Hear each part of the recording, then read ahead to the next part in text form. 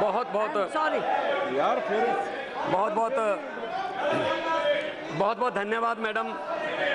मैं इस no confidence motion के पक्ष में, मैडम हाउस ऑर्डर में नहीं है मैडम, वही सब ऑर्डर में आप बोलते जाओ। मैं क्या बोलूं मैडम?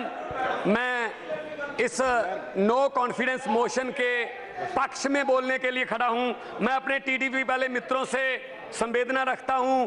मैं उनसे वो कहना चाहता हूं कि ये पहला वादा नहीं है जो मोदी जी मुकरे हैं, ये स्वामीनाथन का वादा करके भी मुकरे हैं, ये 2 करोड़ नौकरियां देने का वादा करके भी मुकरे हैं, ये मुकरने के माहिर हैं। इसलिए मैं आपसे संवेदना रखता हूं, आपके पक्ष में हूं। इसलिए मैं ये कहना चाहता हूं, आज मेरे मित्र जो हैं, जो बोल रहे थे, आज मेरे मित्र बीजेपी के जो जितने भी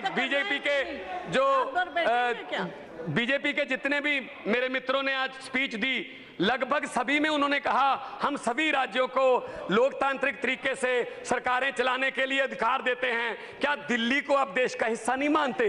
दिल्ली में आप क्या कर रहे हैं? दिल्ली में चुने हुए मुख्यमंत्री, दिल्ली का चुना हुआ मुख्यमंत्री 9 दिन तक एलजी के वेटिंग रूम में, उसके घर में उसको मिलने के लिए वेट कर रहा है। 9 मिनट नहीं मिले उसको मिलने के लिए। क्या ये लोकतंत्र है? 4 राज्यों के मुख्यमंत्री आए, उनसे भी एलजी नहीं मिले।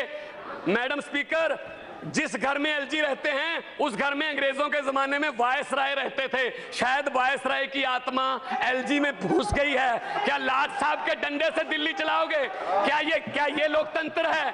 कि ये फेडरल स्ट्रक्चर के लिए बहुत बड़ा खतरा है। ये गोवा में भी ऐसे करते हैं, ये अरुणाचल प्रदेश में भी ऐसे करते हैं। मैडम, मैं आगे कहना चाहता हूं, प्रधानमंत्री जी जब किसी स्टेट में जाते हैं तो उस स्टेट की जो ट्रेडिशनल उसकी ड्रेस होती है वो उनको पहनाई जाती है। दुख से कहना पड़ रहा है कि पिछले दिनों प्रधानमंत्री जी पंजाब के दौरे पर गए, उनको पगड़ी पहनाई गई। 90% कुर्बानियां पंजाब देश को याद कराने के लिए पंजाबियों की हैं। दुख से कहना पड़ रहा है 90% जो कुर्बानियां देने वाले पंजाबी जिन्होंने देश आजाद कराया, उस आजाद देश का प्रधानमंत्री 90 सेकंड तक भी वो पगड़ी को अपने सर पे नहीं रखता। 5 सेकंड में उन्होंने पगड़ी फेंक दी। इससे पता चलता है कि माइनॉरिटीज की कितनी कदर है प्रधानमंत्री के दिल में। मैडम मैं ये कहना चाहता हूं, आज डिबेट किस बात पे चल रही है? बेरोजगारी पे तो कोई डिबेट ही नहीं चल रही। आज डिजिटल इंडिया पे तो बात ही नहीं कर रहा। आज डिबेट चल रही है हिंदू मुस्लिम पे। कोई भी टीवी लगा लो, हिंदू मुस्लिम। ये देश में जो ये विभाजन की जो राजनीति है, ये बहुत ही खतरनाक है। ये बहुत ही देश को बांटने वाली बात है। मैडम, पेट्रोल और डीजल के भाव कहां चले गए?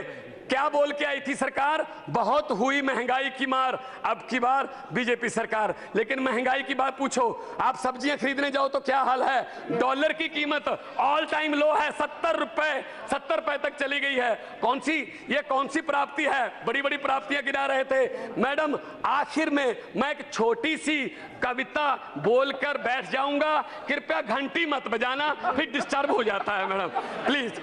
छोटी सी कविता है कि बात चली थी भारत को डिजिटल इंडिया बनाने से, बात चली थी भारत को डिजिटल इंडिया बनाने से, बात चली थी एक के बदले 10 सर काट कर लाने से, बात चली थी बुलेट ट्रेन चलाने से, बात चली थी 56 इंच का सीना दिखाने से, बात चली थी ना खाने से ना खिलाने से।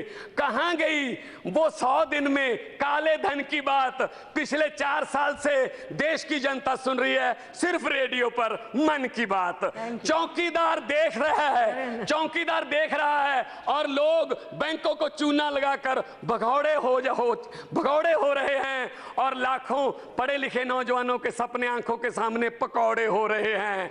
अब तो साहब के ऑफिस से मेन्यू बनकर आता है कि हमने क्या पहनना है और हम क्या खाने वाले हैं। मोदी जी, अगले 6-7 महीने में आप जाने वाले हैं, कृपया जाते जाते ही बता दीजिए अच्छे दिन कब आने वाले हैं। बहुत बहुत शुक्रिया।